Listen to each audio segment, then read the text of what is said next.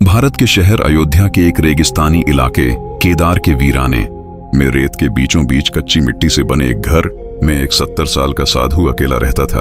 आज भी साधु सो रहा था। रात का वक्त था और रात गहरी हो चुकी थी कि अचानक दरवाजे पर दस्तक हुई।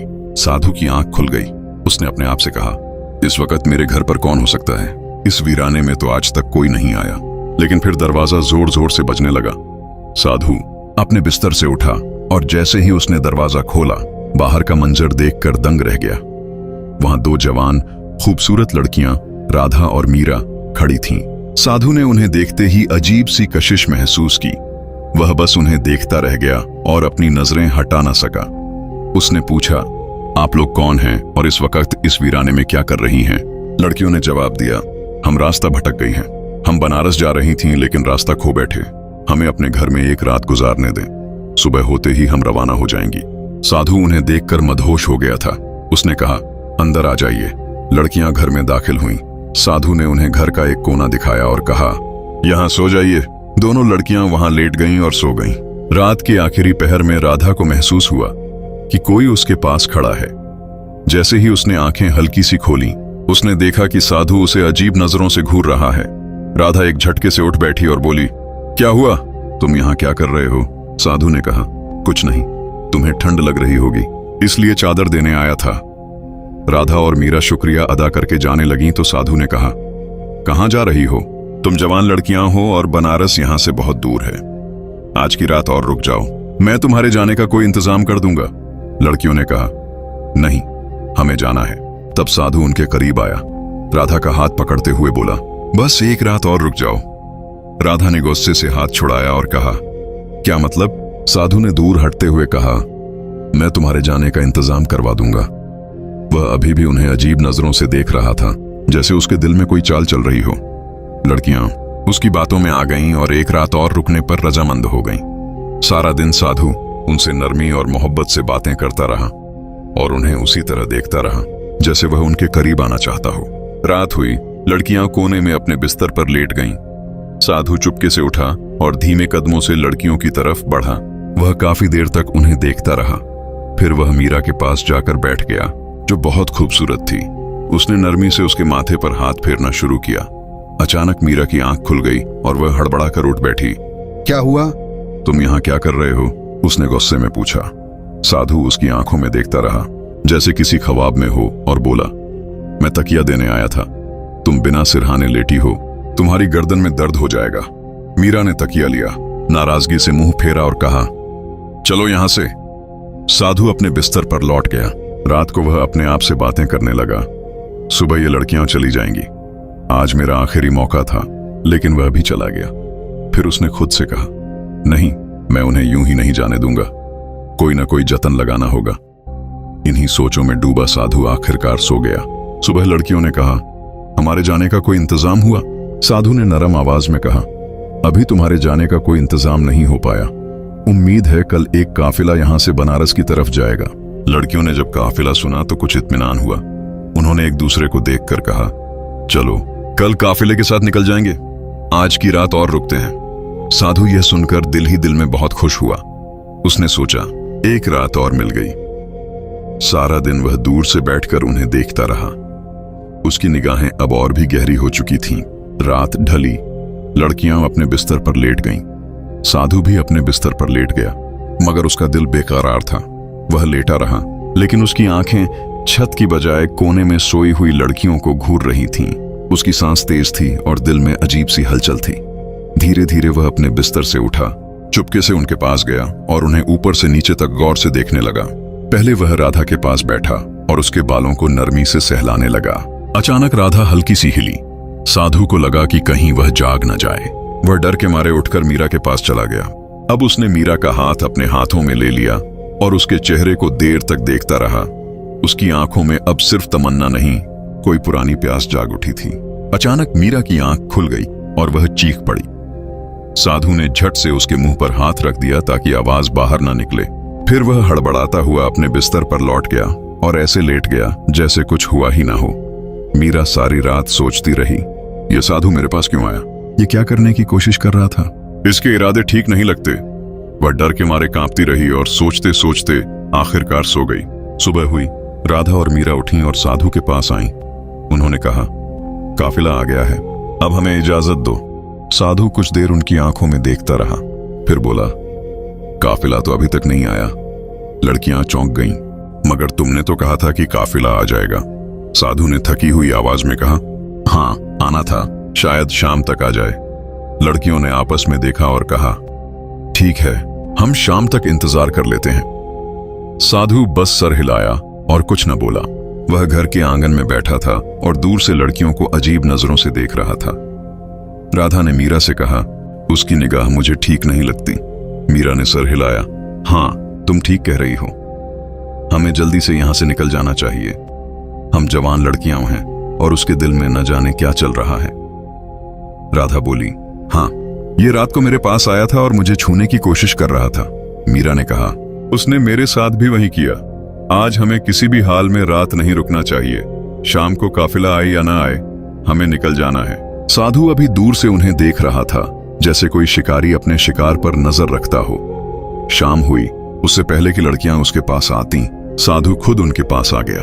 उसने कहा, देखो मुझे लगता है कि काफिला अब सुबह तक आएगा।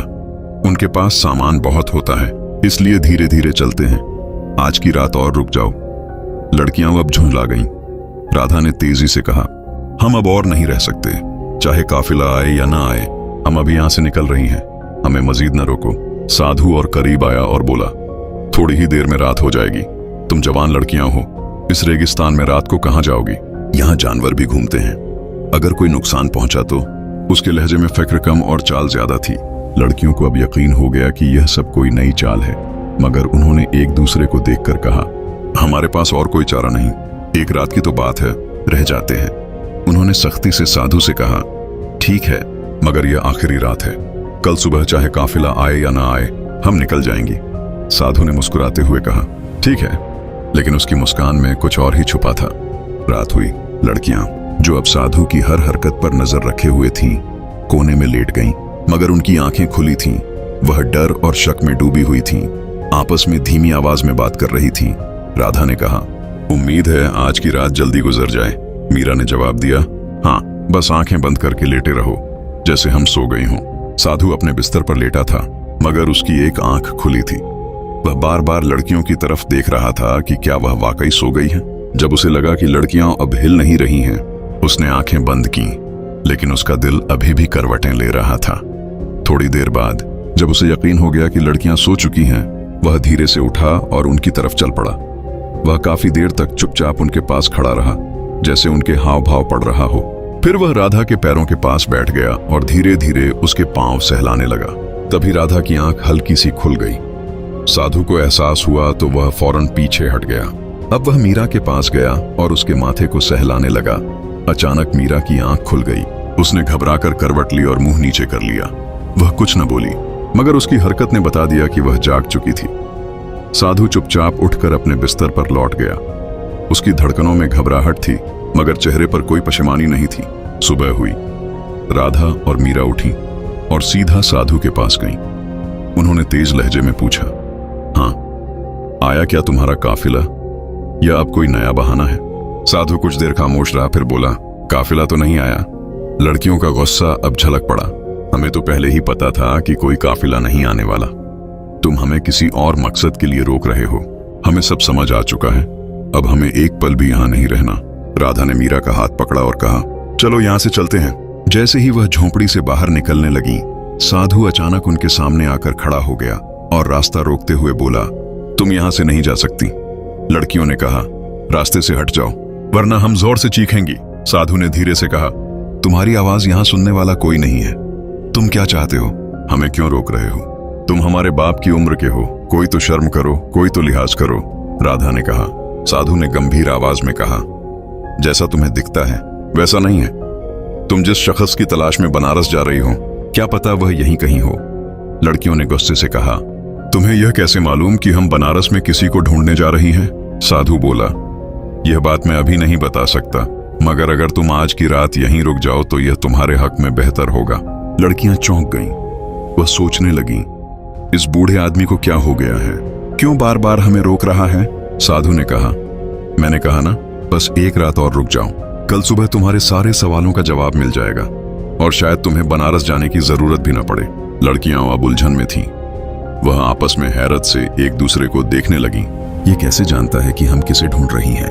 क्या हमारा कोई मसला है? उनके जहन में सवालों का तूफान था, लेकिन अब उन्हें साधु पर बिल्कुल एतबार नहीं रहा।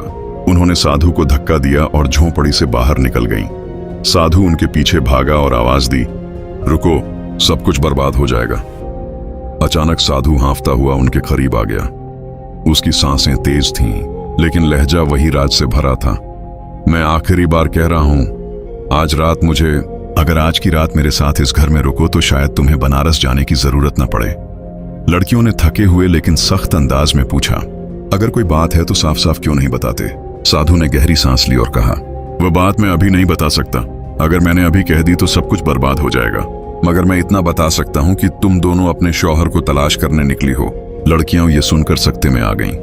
उनकी सांसें एक पल के लिए थम गईं। हाँ, हम अपने शौहर को ढूंढ रही हैं। वह काफी अरसे से लापता है। हमने कई इलाकों में ढूंढ लिया, अब बनारस जा रही हैं। लेकिन तुम्हें यह सब कैसे मालूम? राधा ने चौंक कर पूछा। साधु ने संजीदगी से जवाब दिया, मुझे सब मालूम है, मगर तुम्हें मेरे साथ एक रात गुजारनी होगी, तभी मैं तुम्हारे सारे सवालों का जवाब दे सकूंगा। लड़कियां इस अजीब शर्त को सुनकर घबरा गईं। उन्होंने एक दूसरे की तरफ देखा। डर, शक और उलझन उनकी आंखों में साफ नजर आ रही थी। यह फिर कोई नई चाल है? क्या यह रात में हमारे साथ क्या करने वाला है? वह सोचने लगी। साधु वहीं खड़ा, गंभीर और राज से भरा हुआ, उन्हें देख रहा था। कुछ देर सोचने के बाद राधा बोली, चलो एक रात और रहते हैं। मीरा ने हामी भरी। हाँ, अगर ये आखिरी रात होगी, इसके बाद अगर कोई बात हुई तो हम और कुछ नहीं सुनेंगी। साधु का चेहरा खुशी से खिल उठा। उसकी आंखों में चमक थी, जैसे कोई मंजिल करीब आ रही हो। ठीक है, उसने कहा। लड़कियां और साधु वापस घर की तरफ चल पड़े। लड़कियां आगे आगे चल रही थीं और साधु पीछे। उसकी चाल में अब ढीलापन नहीं, बल्कि ठहराव था, मगर उसकी निगाहों में वही पुरानी हलचल थी।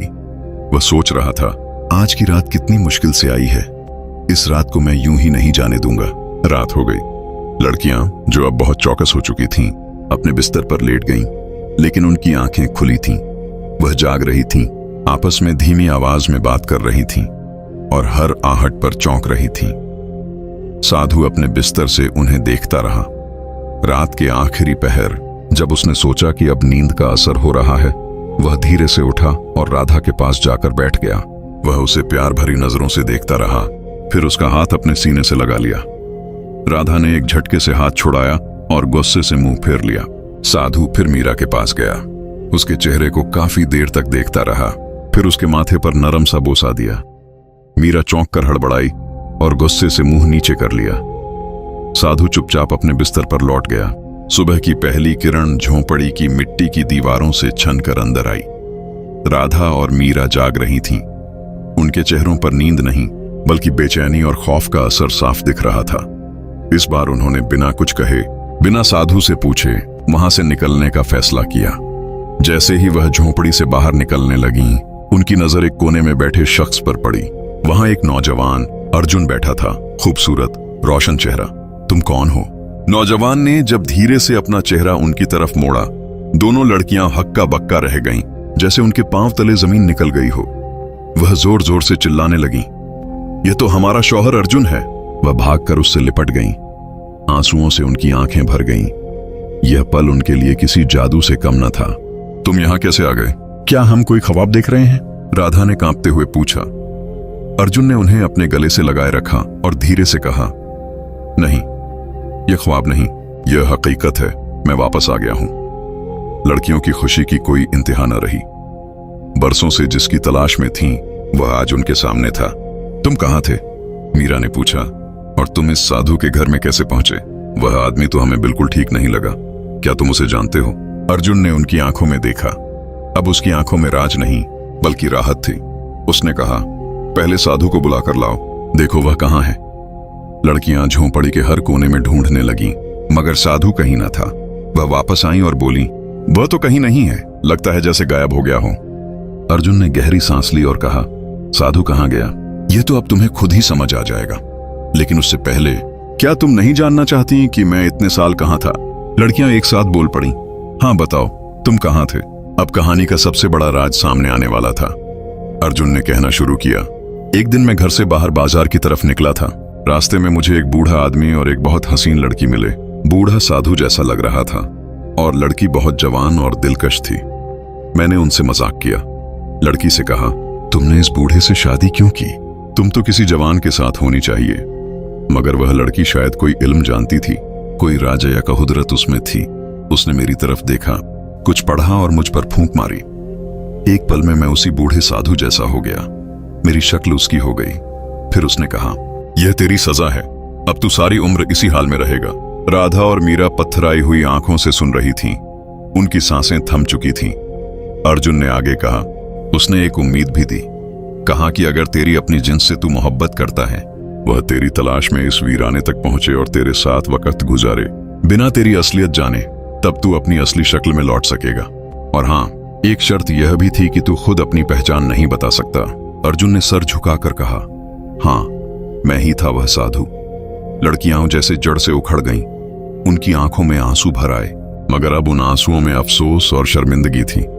वह भागकर उसके गले से लिपट गईं। हमें माफ कर दो, हम तुम्हें पहचान ही न सके। अर्जुन ने उनके सर पर हाथ फेरते हुए कहा, इसमें तुम्हारा कोई कसूर नहीं। तुम जानती ही नहीं थी कि मैं तुम्हारा शौहर हूं।